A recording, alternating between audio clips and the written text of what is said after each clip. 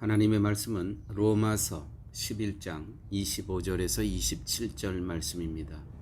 형제들아, 너희가 스스로 지혜 있는 것으로 여기지 않게 하기 위하여 이 신비에 대해 너희가 모르기를 내가 원치 아니하노니, 이 신비는 곧 이방인의 충만함에 이르기까지 이스라엘이 부분적으로 눈멀게 된다는 것이라. 그리하여 모든 이스라엘이 구원을 받으리라. 이것은 기록된 바 시온에서 구출자가 나와 야곱에게서 경건치 아니한 것을 돌이키리니, 내가 그들의 죄들을 제거할 때에 이것이 그들을 향한 내 언약임이라 함과 같으니라. 아멘. 파라과이에서 선교를 하다 보면 제가 자주 현지인 교회들을 방문하게 됩니다. 그럴 때마다 많은 교회들이 이스라엘 국기와 또 파라과이 국기를 걸어놓고 있습니다. 그래서 이것이 굉장히 이상하게 여기는 사람들이 많이 계십니다. 왜 교회에 저렇게 이스라엘 국기를 걸어놓을까?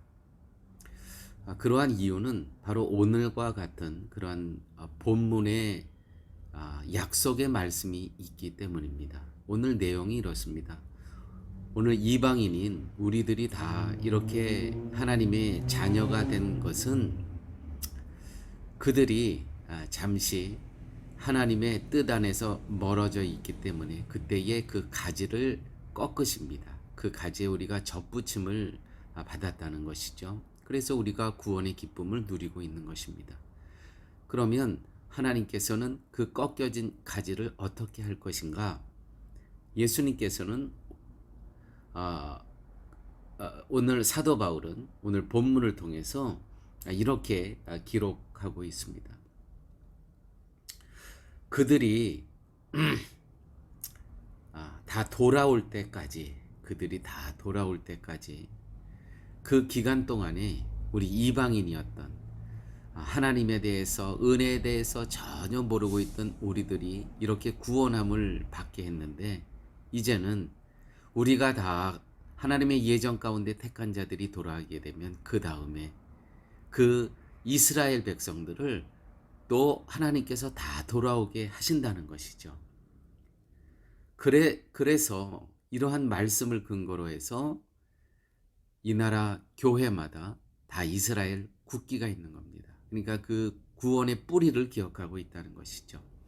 오늘 말씀, 구원하시는 분이 시온에서 오실 것이니 야곱에게서, 여기서 야곱이라는 것은 이스라엘에게서 경건치 못함을 제거하실 것이라. 이 의미는 무엇이냐면 그들이 예수 그리스도를 주님으로 구원자로 영접하지 못한 그것을 믿게 하시겠다는 것입니다. 인간이 할 수 없죠. 하나님께서 하시겠다는 것입니다. 이것은 이사야 59장 20절, 21절에 기록되어 있고, 또 이사야 27장 9절에 이 언약이, 약속이 기록되어 있습니다. 오늘 본문에 이것은 그들과 나 사이의 언약이니 내가 그들의 죄를 없앨 때에 이룰 것이다. 그들도 돌아오게 하시겠다는 것이죠. 어떤 사람들은 자신의 집안에 문제가 생겼을 때 어떤 문제, 이 문제라는 것은 많은 것을 포함합니다. 아기가 태어났는데 병자로 태어날 수가 있고, 살다가 보면 정말 아무 죄도 없는데 내가 중병에 걸릴 수도 있고, 이런 문제, 그것을 자신의 죄와 아니면 우리 집안의 어떤 죄로 연결하는 사람들이 있습니다. 내가 아니면 우리 집안이 뭔가 문제가 있기 때문에, 죄의 문제가 있기 때문에 이러한 일이 생겼다. 요한복음 9장 2절에 예수님은 제자들이 날 때부터 소경된 자를 보면서 저 사람이 소경으로 태어난 것은 누구의 죄 때문인가? 라고 묻자 예수님께서는 누구의 죄 때문도 아니고 하나님의 하시는 일이다. 이러한 기록이 있습니다. 이스라엘이 이렇게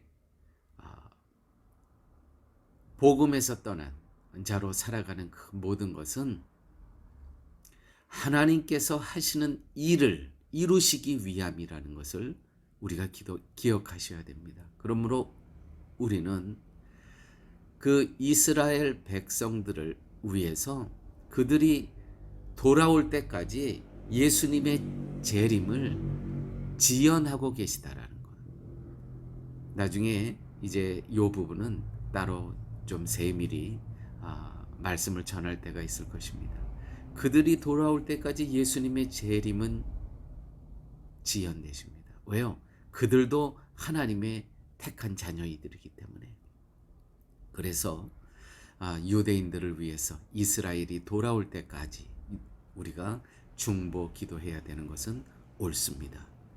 구원을 얻는다는 것은 우리들의 소관이 아닙니다.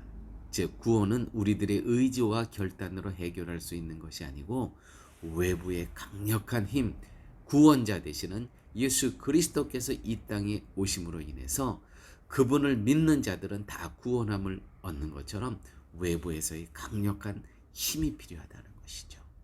이스라엘 스스로 율법을 지킴으로 구원받을 수 없습니다. 예수 그리스도를 믿음으로 구원에 이르게 된다는 것이죠.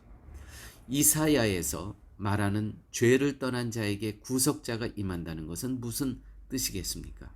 26절 구원자가 시온에서 오사 야곱에게서 경건치 않은 것들을 돌이키시겠고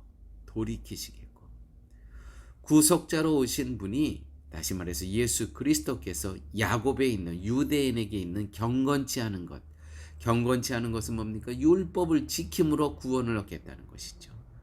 하나님의 자녀가 되겠다는 것이죠. 아닙니다. 지킴으로가 아니라 믿음으로, 예수 그리스도를 믿음으로 이렇게 됐을 때 그들이 경건치 않은 것을 없애버리신다는 것, 돌이키게 하시겠다는 것입니다. 예수를 믿게 하시겠다는 것입니다. 분명히 그럴 때가 있다는 것이죠. 그로 인해서 이스라엘이 구원을 얻게 될 것이라는 것입니다. 오늘 마지막 말씀 27절 내가 그들의 죄를 제거할 때에 이것이 그들을 향한 내 언약이니라 함과 같으리라. 그 약속이 성취될 것이라는 것이죠. 우리가 눈으로 봤을 때, 상황으로 봤을 때 저 이스라엘 백성은 예수 그리스도를 주로 결코 영접하지 않을 것 같지만 이미 하나님의 약속이 있었습니다. 그들은 돌아올 것이다. 내가 그렇게 할 것이다. 신실하신 하나님께서 그렇게 다 이스라엘을 돌아오게 한 후에 이 땅의 재림의 왕으로 오시겠다는 약속의 말씀입니다. 이스라엘에게 주어진 언약은 참 신비롭습니다.